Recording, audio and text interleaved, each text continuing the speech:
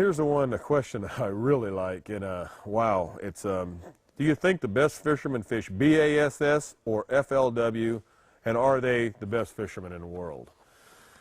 Wow, I don't think that there's necessarily better fishermen fishing either one of those circuits. You know, when you look at BASS come out here and they had a tournament on the Delta, and there was a rookie tournament going the same day, and you had to go down to 10th place to find a weight that would equal the weight that the rookies weighed in that event.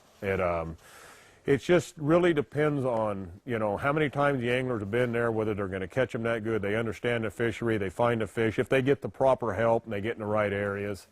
I think any one of those anglers on either one of those tours can win on any given day.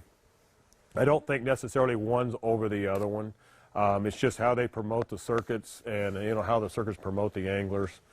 But I will say this, that I really think that we have as good or better fishermen that simply have not went and fished the FLW Tour or the BASS Elites, you know, for lots of reasons. You know, family, money. I mean, the fact of life is not everyone can jump up and, you know, and run and fish those tours. We have a lot of guys that qualify every year for both of those tours that never, you know, make that jump. I mean, me personally, I've qualified, you know, for both of those circuits, and I've not went and fished either one of them, you know, for family obligations and things like that. But there's a lot of fishermen like myself that, you know, they put family first, or they put their jobs or their, you know, work first. I mean, there's a big gamble to fishing. I mean, there's a lot of guys on the BAS and FLW tour that are literally basically starving to death. I mean, they, you know, you just cannot make enough money on tournaments. You have to have sponsor help. Sponsor help's getting tougher nowadays. I mean, the economy's down, fishing's tougher. We're seeing reduced fields. So it's a lot tougher on the fishermen because they're not getting those big sponsor dollars to keep them out there, because you cannot win enough fishermen, enough money. You cannot win enough money year to year, you know, to stay on tour. You have to have help, whether it's family money, a great job that allows you to work and fish, you know, or, you know, sponsorship. I mean, there's always guys that are going to win big in a year, but the next year they may be down, or they may be down 2 or 3 years. Therefore, they can't really stay on tour multiple years unless they hit a couple of big wins. So I don't think necessarily the best fishermen in the world are really fishing those circuits. You really don't know. I mean, I fish with a lot of really, really good anglers that I know dang well could compete on either one of those tours. So fishermen, which one's better or worse, I don't really think you can say that. This one's actually from Chris. You know, how far out from a tournament do you start looking at weather conditions, and what are you looking for specifically? Wow. You know, I don't really look far out for weather in tournaments. I really just care about what the weather's done for the last couple of days and what it's going to be doing for the next couple of days. I don't really look farther than that. First off, as the weather forecasters aren't very good at doing their job. I mean, I've been told a ton of times it's going to rain the next day to get up and have a bluebird sky with a north wind blowing. So I don't really look that far out. My big concern on weather is, you know, what's the change from yesterday to today? I mean, that's really the main deal, is what was it doing yesterday and what's it doing today? If yesterday was the first day of a cold front north blowing deal, the first day sucks. I think the second day is worse a lot of times. So the second day I'm even slowing down, and I'm usually fishing deeper and stuff more on the second day. By the third day, I mean, they're kind of getting a little bit more used to it, and, you know, basically they've still got to eat. Still going to be tough, but you know, the farther away you can get from that change, from that low to that high, is a better deal. What am I looking for specifically?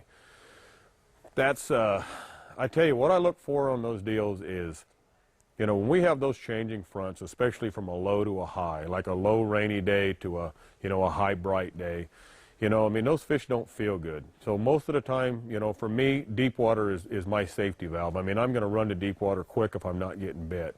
I'll still fish shallow in the morning, but if I'm not catching them right away, I'm into deep water. Your bigger fish are more affected in those frontal changes than your smaller fish. I think largemouth are far more affected than spotted bass. You know, so it really depends on the fishery. But for me, slower and deeper, you know, is how I overcome going from a low to a high. But just on the opposite side of that, you know, going from a low to a high kind of makes it tough.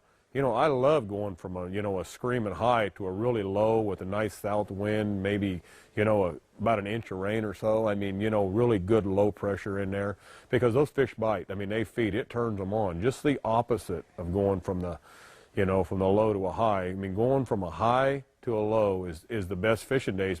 And guys don't like to fish in the rain, and you're really missing the boat, because I tell you, some of my best fishing days have been in the rain. Yes, it's miserable, but once you're out there in it, you get used to it. It's not a big deal. And I love to tournament fish in the rain, because number one, it affects the other fishermen more than me. I like being there in the rain. I mean, it helps my bite. I want to be fishing shallow. I want to be throwing reaction baits. You know, I want to be covering water. That's what I like to do. So low pressure just plays right into my hand. Let it rain. The more the better. It's going to affect my competitors more than it's not going to affect me at all. And, you know, because I like it. That's why it's not going to affect me, is I like it. It may affect me traveling point A to point B, but as far as mentally in my head, you know, I like being out there in the rain. And my fish bite better. My reaction fish bite better. So that's pretty much what I look for in weather, and thank you for the questions. Hey guys, that's it for this week. Thanks again for the questions. Really appreciate them. Again, send everything to dobynsga at gmail.com. That's dobynsga at gmail.com. And I look really forward to answering your questions, and hopefully you can pick a tip up and catch another fish on your next trip. Thank you.